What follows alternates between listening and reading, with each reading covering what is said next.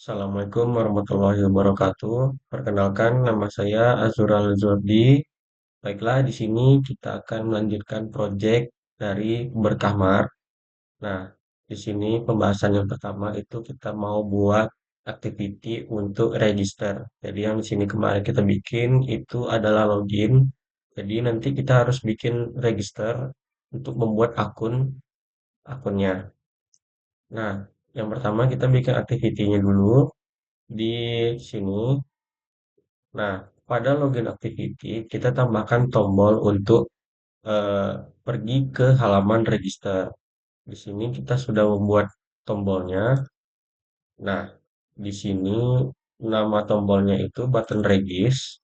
Jadi saat button regis ini diklik, langsung dia start activity-nya ke kelas register activity.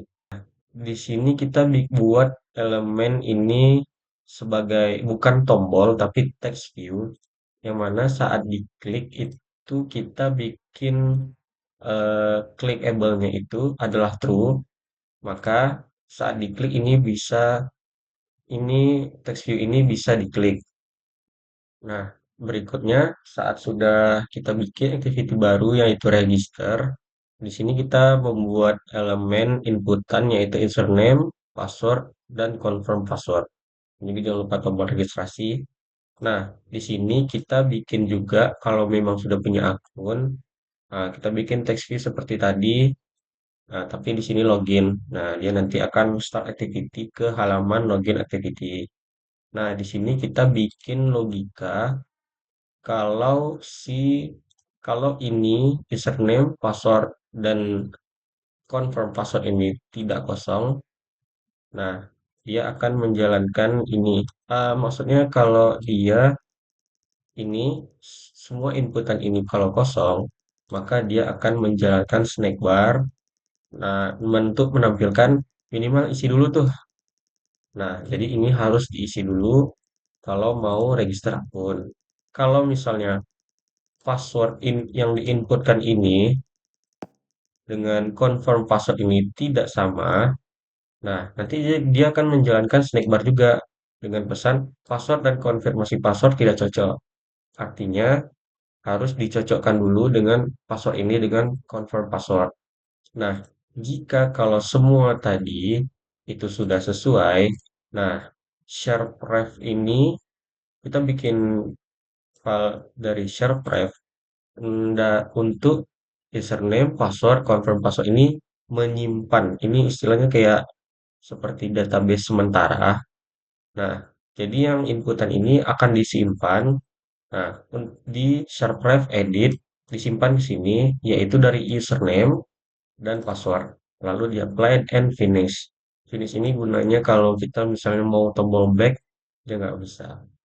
Nah, kalau di sudah semua ketiga ini diisi, dia akan intent ke halaman login dengan membawa name dan username input. Username input itu nih, yang ini. Nama tombolnya itu username regis. Nah, di sini kita mau coba untuk buat akun register Zura, Zura, passwordnya Zura dan confirmnya sebentar kita ganti nggak usah ZuRRA, maka akan munculkan ini password konfirmasi. Coba kita hapus,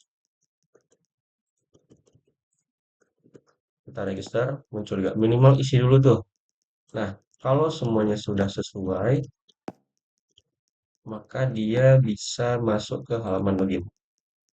Nah, berikutnya di sini kita mau bikin logika saat kita ingin masuk ke halaman dashboard atau masuk ke aplikasinya dengan login. Nah, di sini kita masih menggunakan SharePref. Nah, SharePref yang register tadi sudah tersimpan username dan password kita. Artinya kita bisa masuk ke halaman berikutnya. Tapi kita harus bikin validasinya terlebih dahulu. Nah, di sini ada islogin. Gunanya islogin ini saat kita sudah login ke dashboard dari aplikasi ini. Nah, kalau misalnya kita mau close aplikasinya, dan mencoba masuk masuk kembali, maka saat kita masuk lagi ke aplikasinya, kita tidak perlu login lagi karena di sini kita sudah bikin kondisi untuk kalau login dia tetap ada di second activity atau dashboardnya. Nah, untuk validasi dari menggunakan share frame tadi yang sudah kita simpan username dan password, ini kita ambil dulu menggunakan share frame get string dari username dan password kita sebelumnya. Di dalam if ini, kalau store username atau share frame tadi itu tidak kosong dan juga passwordnya, maka masuk lagi ke if di dalamnya. Kalau username input yang kita inputkan ini sama dengan store username atau share pref-nya dan juga passwordnya, maka dia akan intent ke activity berikutnya, start activity, tapi di sini kita juga menambahkan is login dan name-nya, tapi sesuai dengan store username, share pref sebelumnya. Nah, jika tidak sesuai dengan ini, maka dia akan menjalankan snack bar-nya, username atau passwordnya salah. Nah, jika ininya tidak nol, maksudnya nol, nah di sini dia akan menjalankan snack bar, Anda belum mendaftarkan akun, silakan regis. Nah, di sini kita coba menggunakan Zura, tapi passwordnya salah. Zura, maka akan muncul snack bar ini. Jika kita masukkannya sudah sesuai, maka kita berhasil login. Nah, berikutnya di sini kita mau menambahkan tombol logout, kemana kalau logout ini kita bikin logikanya di sini untuk sementara kita bikin ketika dia pencet tombol logout, maka akun yang sudah kita bikin atau regis tadi itu juga akan hilang. Karena itu kita sementara dulu. Nah, jadi di sini kita bikin tombolnya dulu yang bernama button logout. Jadi saat diklik dia akan menjalankan eh, editor clear dari SharePref ini. SharePref yang sudah kita simpan itu dia akan clear semuanya lalu di apply. Nah, dia akan intent ke halaman login atau berpindah ke halaman login setelah dia clear SharePref tadi dan juga dia akan menjalankan activity yang baru dan activity semuanya di clear. Lalu kita tekan finish. Kita coba ya. Kita coba masukkan akun yang sudah kita regis tadi. Maka belum ada akun yang terdaftar. Nah, yang terakhir itu di sini kita bikin web view. Yang mana gunanya web view ini seperti aplikasi ini tidak sepenuhnya di aplikasi. Jadi kita bisa menjalankan web di dalam aplikasi ini. Tapi kita ada masukkan link web mana yang mau akan dituju. Nah, yang mana kita di sini menggunakan global variable dari web view dan toolbar. Nah, di sini kita akan initiate dulu toolbarnya. Di sini kita panggil toolbar. Di sini sudah ada ID-nya di XML-nya.